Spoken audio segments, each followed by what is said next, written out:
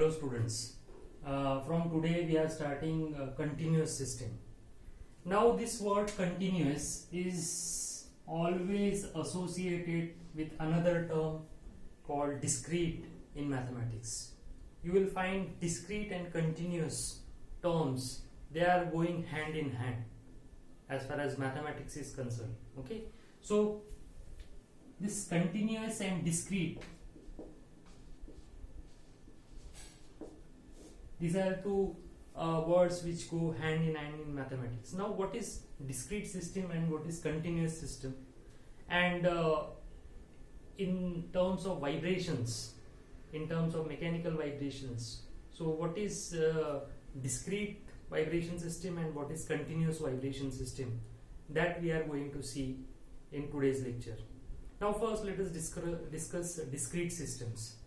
Now we have seen single degree of freedom system, we have seen 2 degrees of freedom system, 3 degrees of freedom system, multi degrees of freedom system. Even though the system is multi degree of freedom system, there are some finite number of degrees of freedom in the multi degree of freedom system, where the number of degrees of freedom can be 1, 2, 3, 4, but the number is finite. Okay, so single degree of freedom system, if you talk about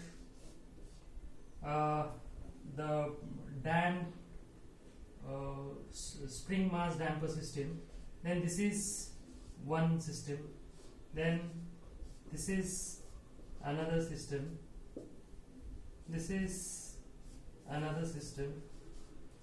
So here the number of degrees of freedom goes on increasing, but still the degrees of freedom are finite. Okay, and this each system is called discrete system. So this is discrete, this is say this is an individual system, this is different than this system, this system is different than this system. So every system is a discrete system.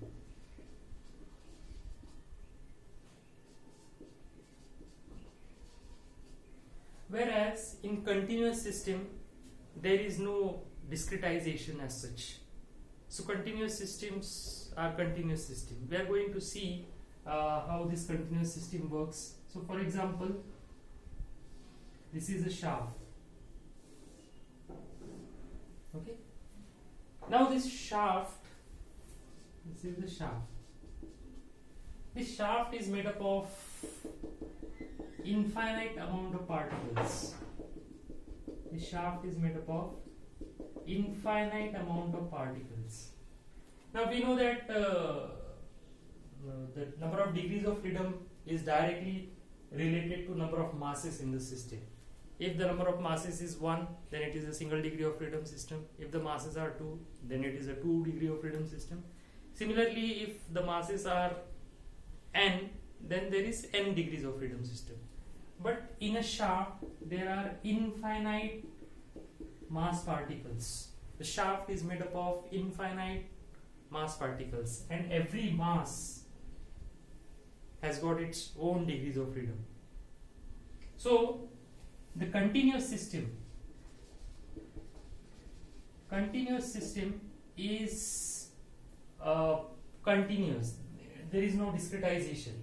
So it contains infinite amount of masses. Each mass has its own degrees of freedom, and in this way this shaft has infinite degrees of freedom.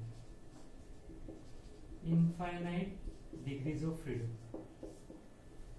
Okay. That is the first difference between the discrete systems and continuous systems. Discrete system has a finite amount of degrees of freedom. It has got finite amount of masses, whereas continuous system has got infinite amount of masses and it has got infinite amount of degrees of freedom.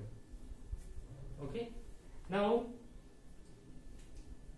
we know that the natural frequency is of the discrete system is also finite, but in continuous system the natural frequencies are infinite because the masses are infinite.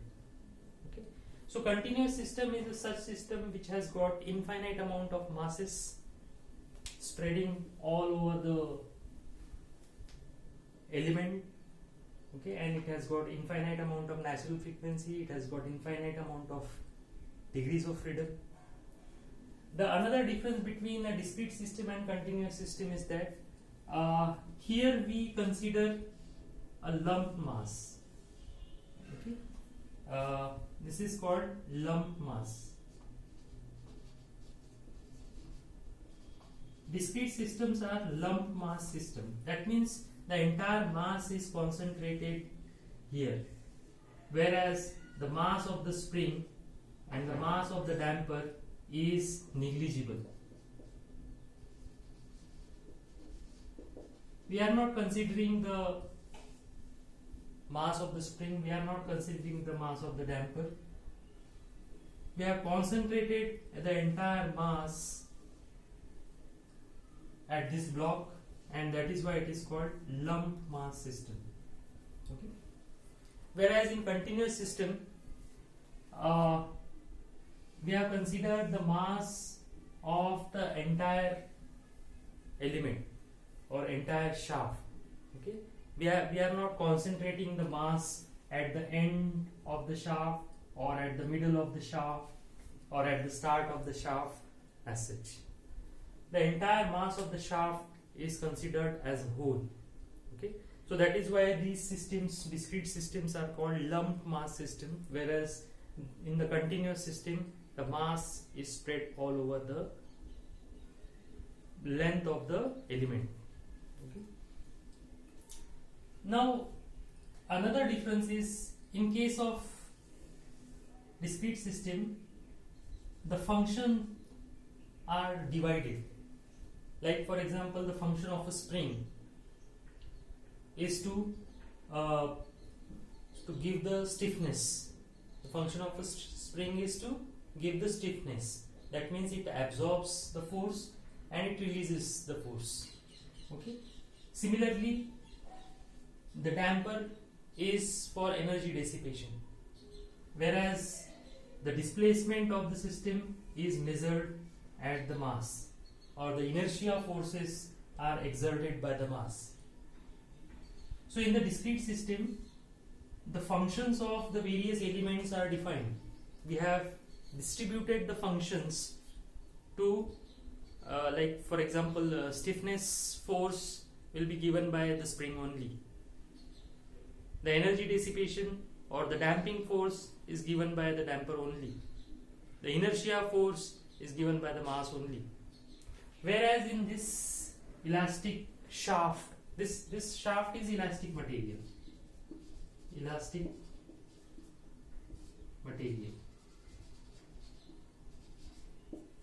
So this shaft has got stiffness property, this shaft has got damping property, the shaft has got its mass.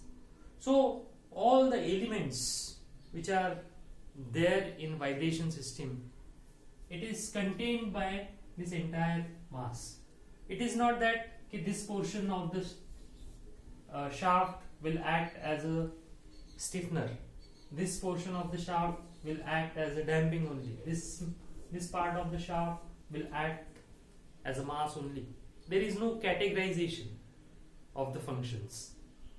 The continuous system will act as a single system.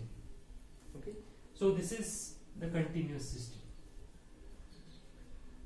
The examples of continuous systems are, you might have seen the beams in the building or the long towers, like for example a Qutub Minar.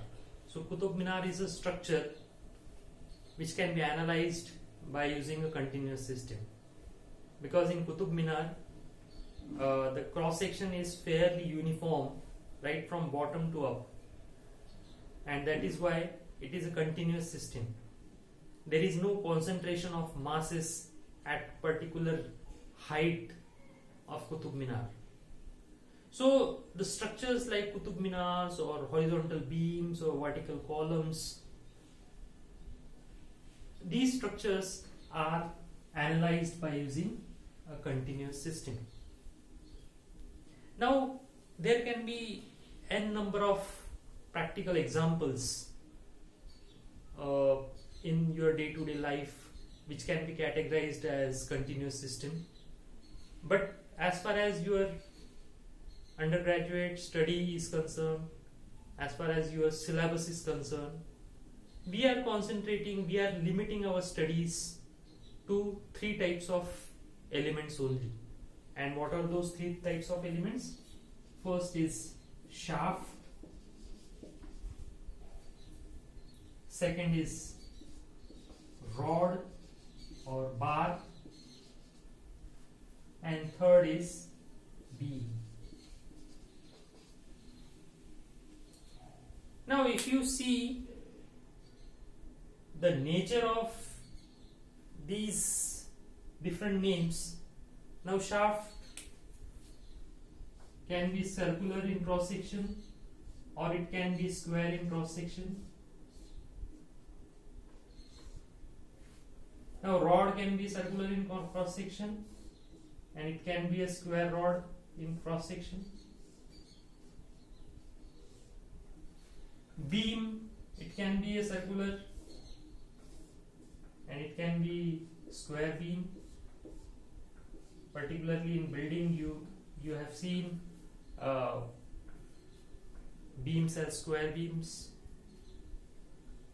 Now as far as the shapes are concerned, shafts, rods and beams,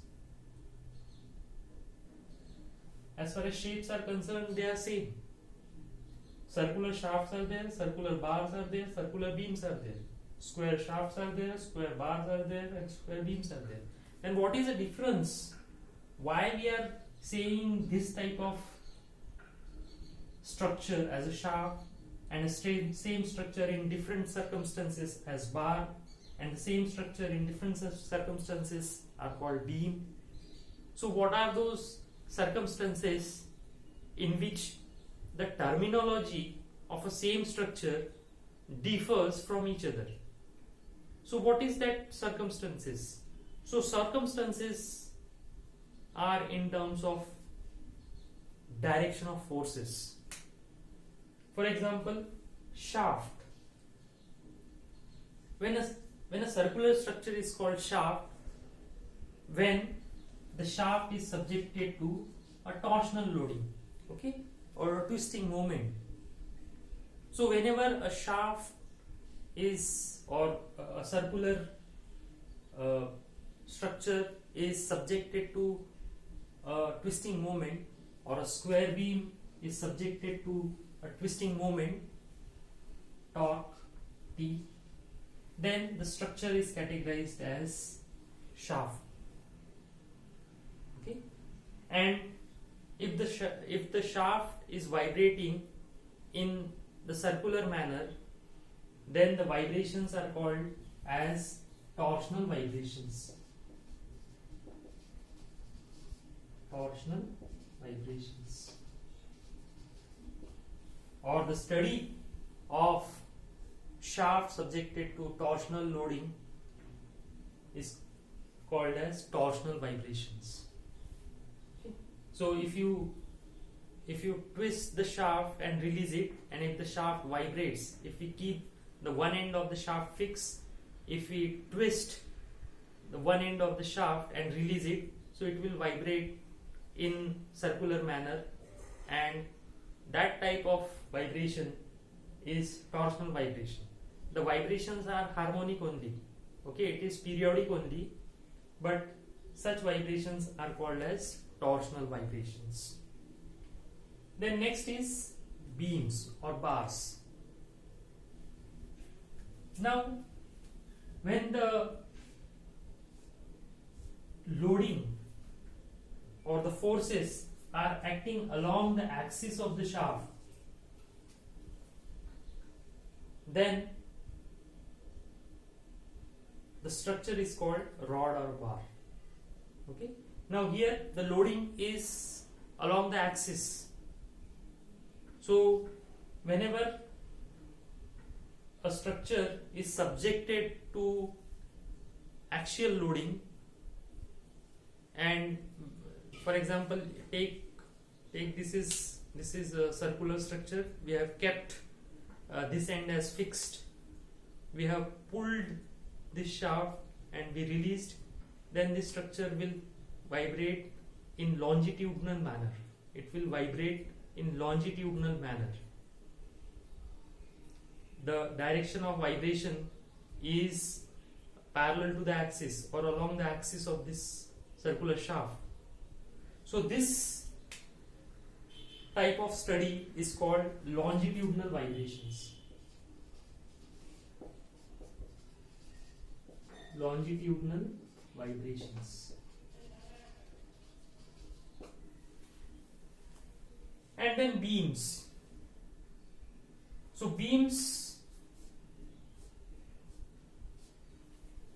you might have seen in a building structure, the horizontal beams are always horizontal, or the verticals are called pillars or columns, whereas the horizontal structure, square horizontal structure, is always called as beams, because beams are always supposed to bear transverse loading. So what is transverse loading? So transverse loading means the direction of loading is perpendicular to the axis of the structure. Now here if I apply the load perpendicular to the direction of the axis, okay, the axis is horizontal and I am applying the force perpendicular to the axis. So such type of study is called transverse vibration. Transverse vibration. So depending upon the type of loading, the terminology of the structure changes. Okay, so if the loading is in torsional or twisting moment, then this structure is called shaft, because shaft is one structure which is capable of handling torsional loading. Rods or bars, when the structure is acted upon by an axial loading, then the vibration because of the axial loading is termed as longitudinal vibrations. And when the vibrations are in vertical direction, for example, this is a square beam.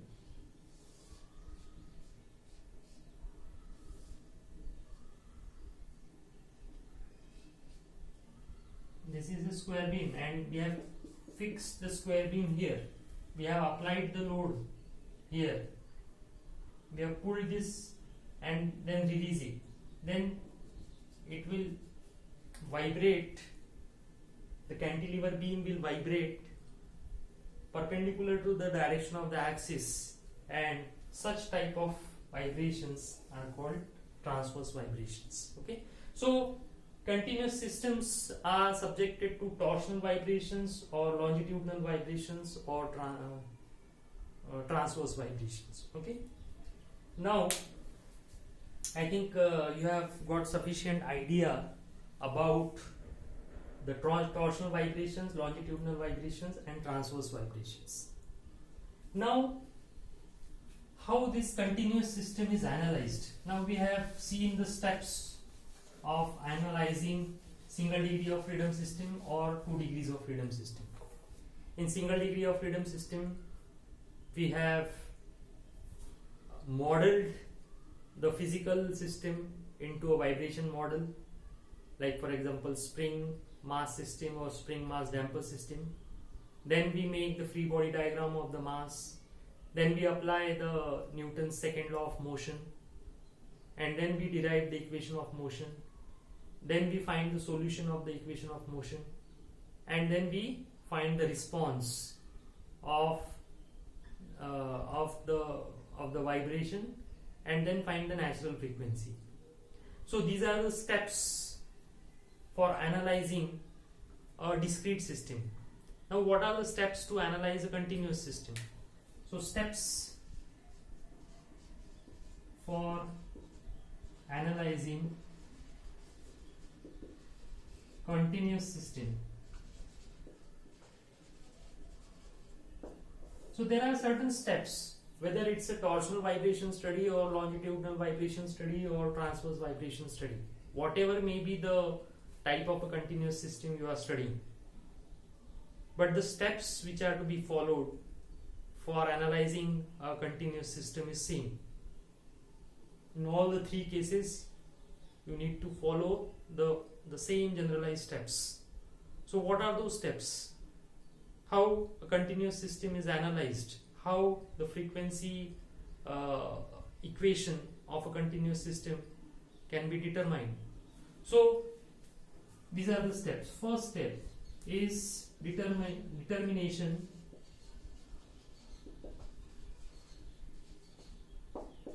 of wave equation. Wave equation. Now this is a new term. Up till now we are familiar with equation of motion. We are familiar with equation of motion in single degree of freedom, 2 degree of freedom, multi-degree of freedom system. But what is this wave equation? So we will see what is wave equation and how wave equation can be determined. But the first step of analyzing a continuous system is determination of wave equation. Then second step is finding the solution of wave equation. Finding the solution. Find the solution of the wave equation. So first step is finding the wave equation. Second step is finding the solution of the wave equation. And third is finding mode shapes. Mode shapes. Now mode shapes, we know it is the relation between the responses of the various masses in a vibrating system. So if there are 3 degrees of freedom system, there are 3 mode shapes. N degrees of freedom system, there are n mode shapes. But here there are infinite amount of degrees of freedom. So here the mode shapes are also infinite, but finding the generalized equation by which you can find the infinite natural frequency or infinite mode shape of a continuous system. So determination of that equation is nothing but finding the mode shapes. So these are the 3 steps: determination of wave equation, finding the solution of the wave equation, and finding the mode shapes. These are the 3 steps while analyzing a continuous system, be it a torsional vibration, be it a longitudinal vibration, or be it a transverse vibrations. So this is some theory involved in continuous system. Now we'll see continuous system is like, it is not discrete system, it is a continuous one. So some new mathematical terminology is being used. So what is that mathematics or mathematical terms that you will be frequently come across while analyzing a continuous system? So that we are going to see. Okay.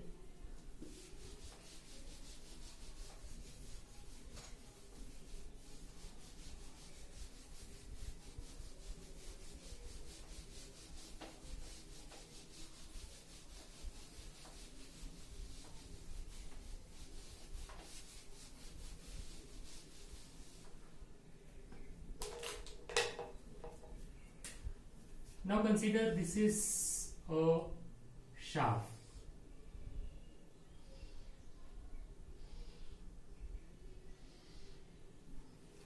Okay. Now this is a shaft, and this shaft is, for example, here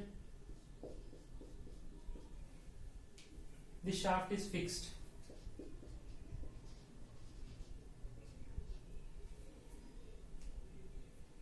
And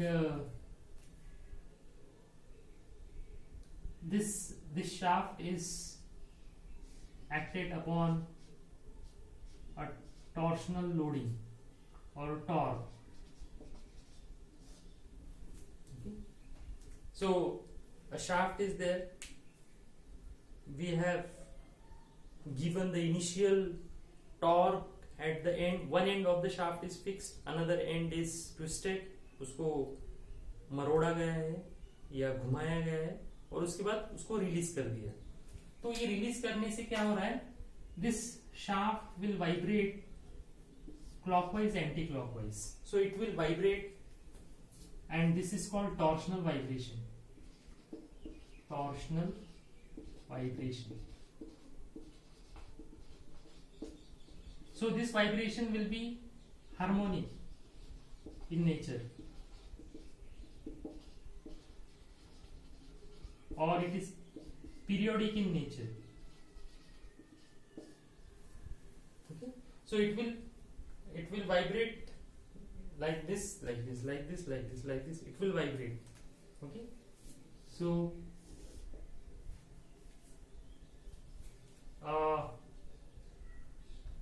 this shaft will undergo angular displacement. Okay, angular displacement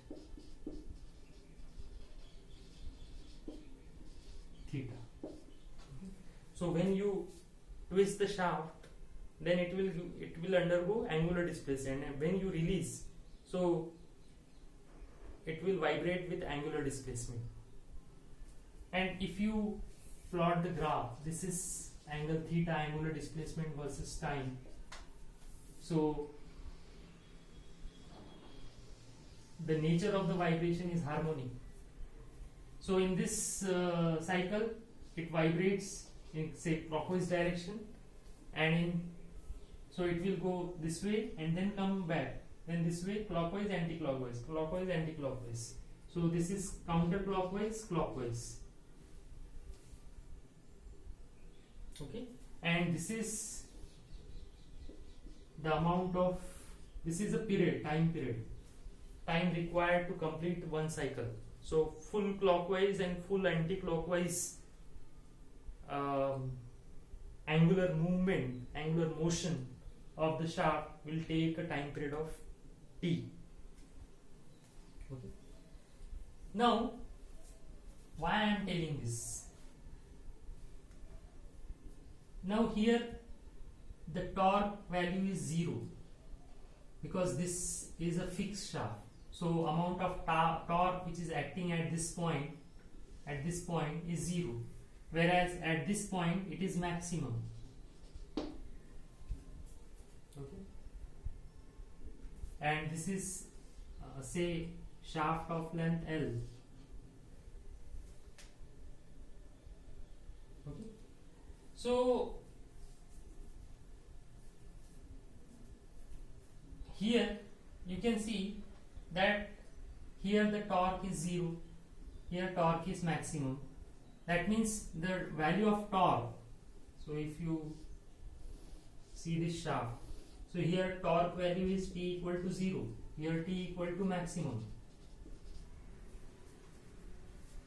Okay, if I measure the torque, it will be T1.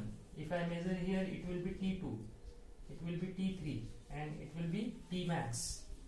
Now this T1 is always less than T2 because we are going from 0 to maximum side, so always the torque will go on increasing. So T2 will always be less than T3, T3 will always be less than T max. That means this torque is a function of x, you can say. So this is, say, x direction. So this torque is a function of x. This torque is varying with x direction. Okay, Similarly, this torque is also a function of you can relate it by torque as also. So this is torque versus time. So initially the torque is 0, then it will go maximum, then again it will go 0, then again in anti-clockwise direction it will go maximum, then it goes 0, then again it goes maximum, again it goes 0, again it goes maximum. So this time is also a function of t, because if the t changes, for example, if t is equal to 0, the value of torque is 0. If t is equal to, say these are the 4 equal points, if t is equal to t by 4, then at this point this is t by 4, this is t by 2, this is 3t by 4, and this is t. So this is t by 4. Okay. So at t equal to t by 4, then the value of t is maximum. That means this torque is also a function of time, because when the time changes, the value of torque changes. So this torque is a function of x as well as t. So this is called, up till now our x was a function of t only, x of t. In single degree or 2 degree or multi-degree of freedom system, we have considered the x is a function of t only. But here every term in continuous system is a function of two terms, that is x and t, where x is the distance, the linear distance, and t is the time period. So this is called multivariate function. This is called a multivariate function.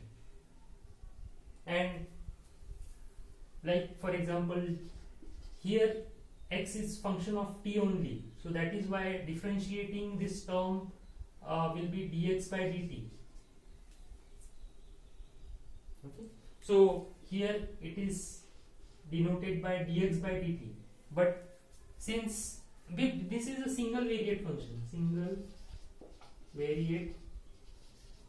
function, and this is called differentiation.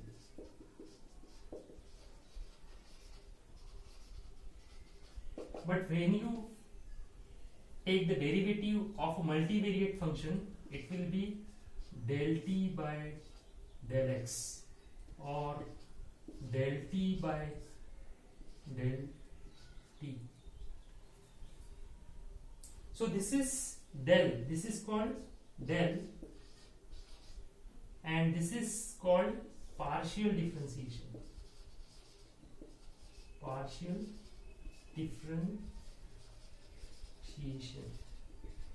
So these are some of the mathematics that we are going to use in this continuous mathematical analysis, continuous system analysis.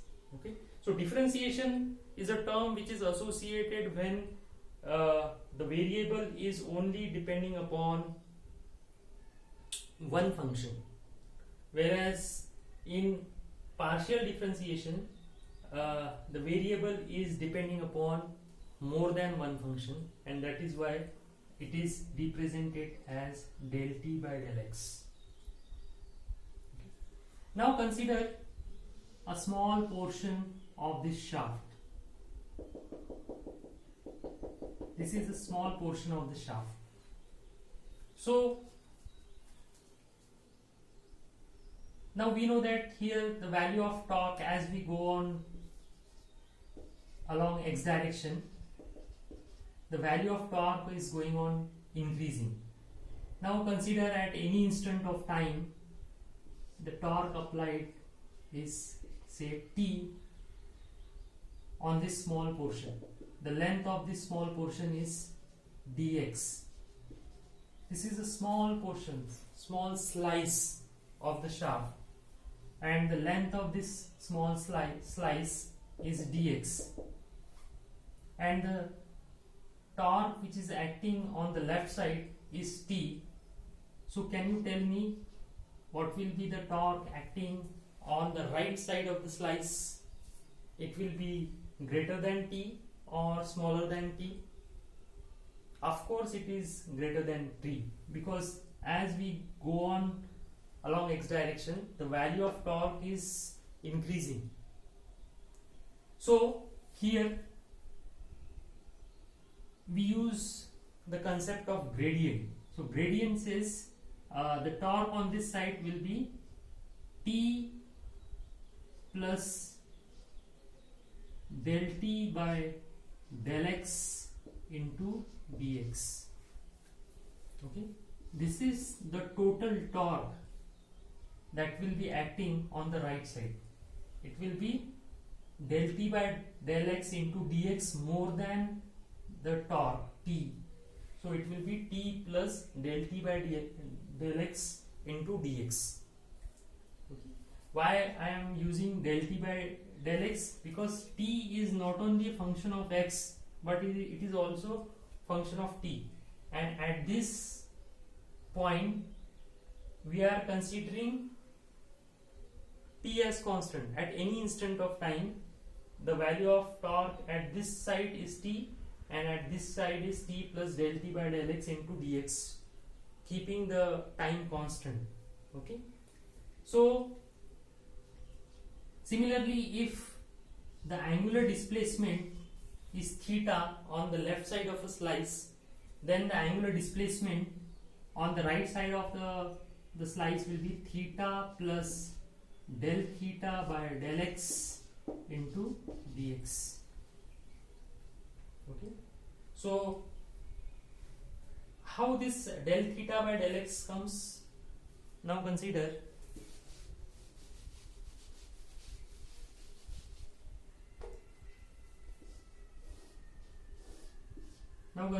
here the torque value is 2, and here the torque value is 10, and total length is 10 meter. Okay. So you know the torque value at the start, you know the torque value at the end, and the length of this beam is 10 meters, and we need to find out at 5 meter. So what is the value of T at 5 meter? So here, for finding the value of T at 5 meters, so this distance is 5 meter. So we can easily find out the value of T by using the gradient. So gradient says, this is the concept of gradient. It's a very simple concept. So gradient says maximum value or rate of change of torque with respect to distance. So rate of change means finally the value of T is 10, initially the value of T is 2, and the total span is 10. So this is nothing but a rate of change of torque. So del T by this is del x. Del x means, so this is, here the value of x is 10, here the value of x is 0. That means this is del x into, I am finding the value at 5 meters. So what I will do, I will multiply it by 5. So I will multiply it by the dx. Okay. So this del T is the rate of change of torque. This del x, that means 100 minus 0. So this is 100, this is 0. So this is nothing but rate of change of x, and multiply by the distance at where we require this torque. So what is the answer here? 8 by 10 into 5. So 5, 2, that is 4. That means at 5 meters the value of T will be 4. So this is the concept of gradient. By using gradient we can easily find out the torque value. In a same concept I have used here.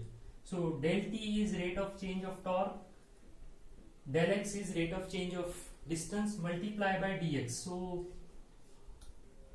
we require the rate of change of torque by this distance only dx. So that is why we have multiplied it by dx. Okay, and here also. So here the angular displacement is theta, and here the angular displacement is theta plus del theta by del x into dx. So these are some of the mathematics that you need to understand before analyzing a continuous system. So I hope that you have understood the mathematics, you have understood the theory behind the continuous system, and in next lecture we will be seeing the analysis of torsional system. Okay, so the analysis process for torsional system, for longitudinal system, and for transverse system is exactly the same, only the nature of the forces are changes. And if you understand the procedure for torsional vibration analysis, then you can yourself do the longitudinal vibration analysis and the transverse vibration analysis. Okay, because the procedure is exactly the same. So thank you very much for watching this. Thanks.